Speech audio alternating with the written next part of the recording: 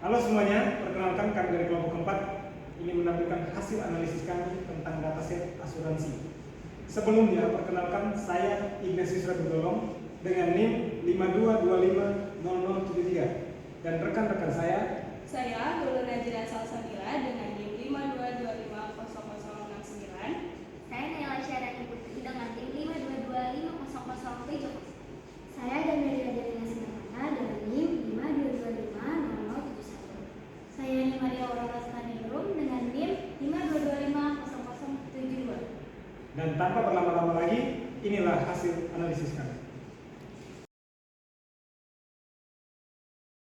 Berdirinya saya di sini, saya akan menjelaskan tentang data visualisasi.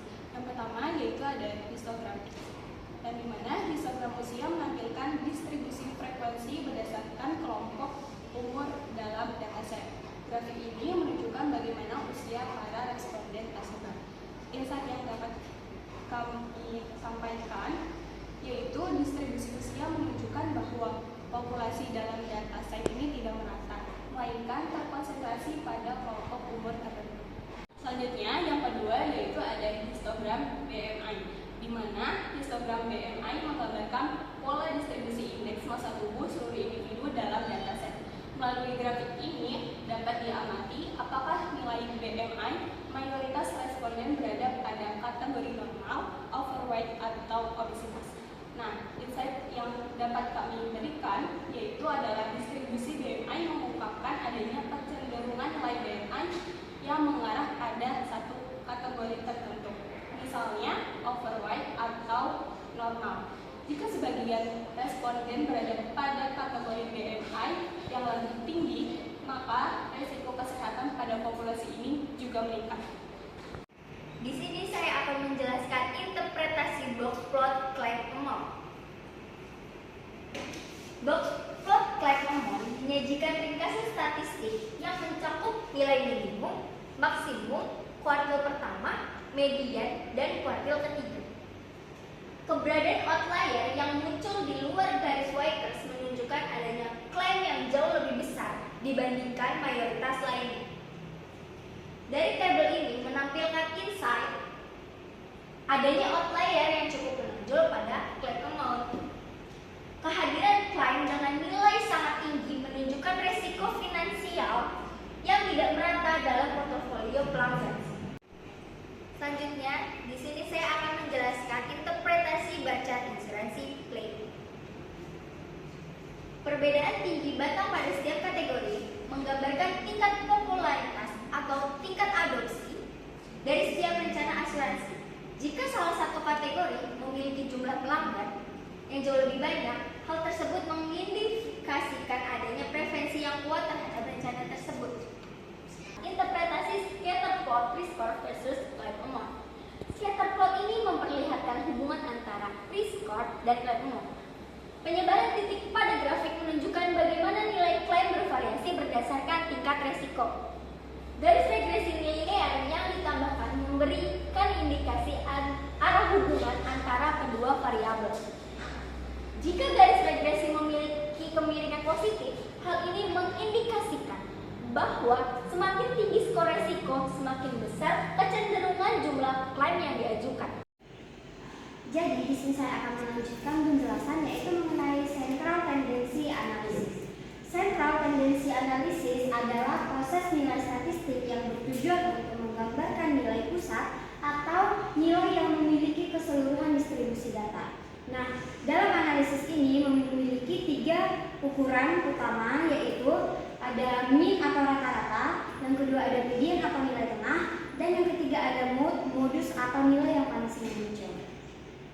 Selanjutnya saya akan menjelaskan poin pertama, yaitu Central Tendency Table. Nah, pada visualisasi ini ditampilkan hasil dari mean, median, mode dari variabel yaitu age atau umur dan BMI atau indeks massa tubuh. Nah, pada tabel ini ditunjukkan mean dari variabel age itu ada 46,75400, mediannya ada 47,0 dan mode-nya ada 70,0. Dan variabel BMI, mean-nya ada 26,16875, kemudian mediannya ada 26,1 dan mode-nya ada 24,2.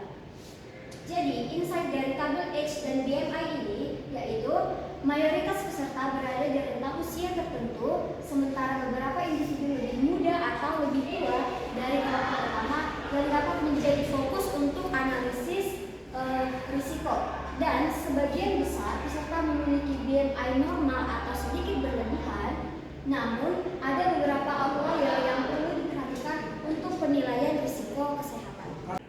Selanjutnya, saya akan menjelaskan histogram age dengan garis mean dan median. Pada visualisasi histogram yang kami tampilkan, datanya diambil dari data usia dan data frekuensi dari usia tersebut. Nah, pada histogram ini, jika mean lebih besar daripada median, hal ini menunjukkan bahwa terdapat beberapa peserta dengan usia yang jauh lebih tinggi dibandingkan yang lain, sehingga menarik rata-rata menjadi lebih besar. Sebaliknya, jika mean dan median berada pada posisi yang cukup dekat, maka usia responden cenderung merata atau mendekati distribusi normal. Jadi, insight yang dapat diambil dari histogram ini yaitu distribusi usia condong ke kanan, yang artinya beberapa peserta ada yang secara signifikan lebih tua daripada mayoritas. Kemudian di sini juga ada histogram BMI, yang dimana sama seperti pada histogram age tadi, mean dan median tidak selalu sama. Perbedaan antara keduanya memberikan petunjuk bahwa terdapat peserta dengan BMI yang lebih tinggi atau lebih rendah dari rata-rata, sehingga memengaruhi persebaran data pada histogram tersebut. Nah, jika garis mean berada di sebelah kanan, garis median artinya distribusi condong ke kanan. Sebaliknya, jika berada di sisi kiri, maka datanya juga condong ke kiri. Nah, jadi insight yang diperoleh dari histogram BMI ini yaitu variabilitas BMI cukup terlihat perbedaan antara mean dan median BMI, memberikan indikasi bahwa distribusi BMI tidak simetris sepenuhnya, menandakan adanya peserta dengan nilai BMI yang lebih tinggi yang dapat memengaruhi rata-rata dari data histogram tersebut.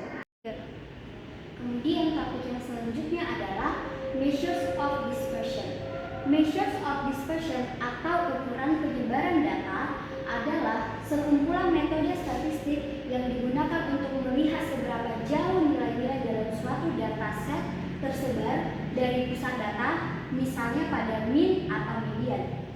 Jika measures of central tendency menggambarkan titik tengah data, maka measures of dispersion menunjukkan seberapa bervariasi data tersebut. Pada measures of dispersion ini, terdapat 4 ukuran penyebaran data yang biasa digunakan, yaitu yang pertama ada range, yang kedua ada variance, yang ketiga ada standard deviation, dan yang keempat yaitu interquartile range.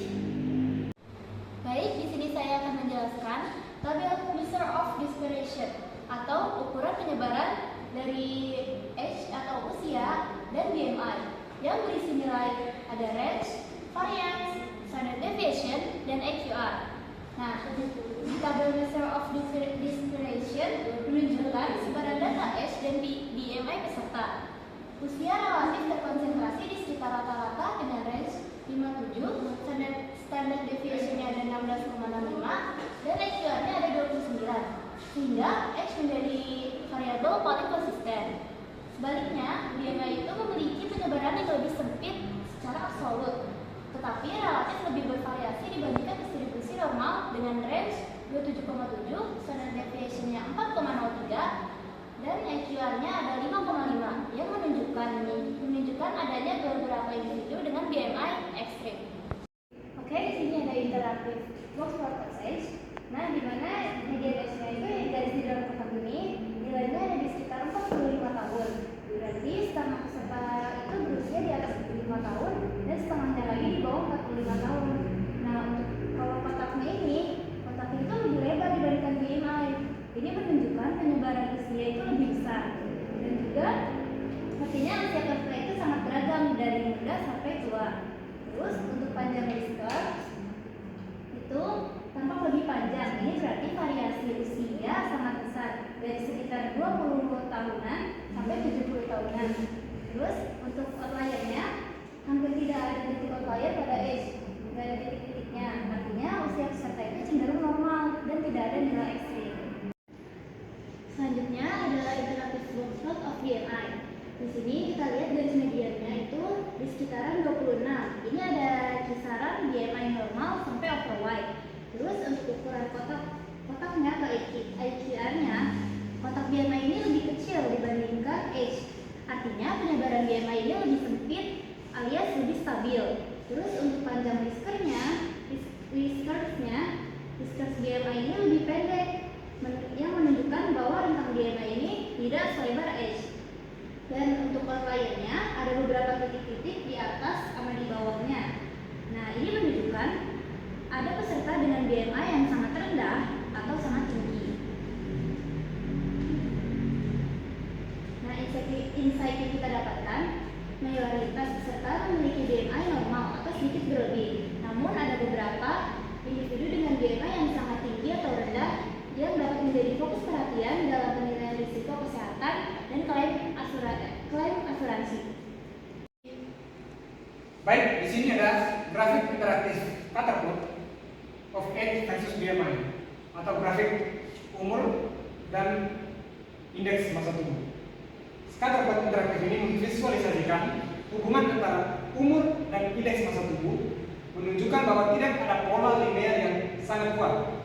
Titik-titik menyebar menunjukkan bahwa setiap kelompok usia memiliki variasi BMI yang berbeda. Beberapa tren ringan terlihat, seperti peserta yang lebih tua cenderung memiliki BMI yang sedikit lebih tinggi. Insight yang kita dapatkan, informasi ini membantu dalam segmentasi risiko, misalnya untuk menilai kelompok peserta yang lebih rentan terhadap kesehatan terkait BMI, atau untuk menyesuaikan produk asuransi berdasarkan usia dan kondisi tubuh. Baik, kita tiba pada kesimpulannya. Di sini terlihat bahwa analisis data yang telah kami laksanakan menunjukkan bahwa mayoritas peserta memiliki usia atau age yang relatif konsisten, dengan sebagian besar pada rentang usia menengah.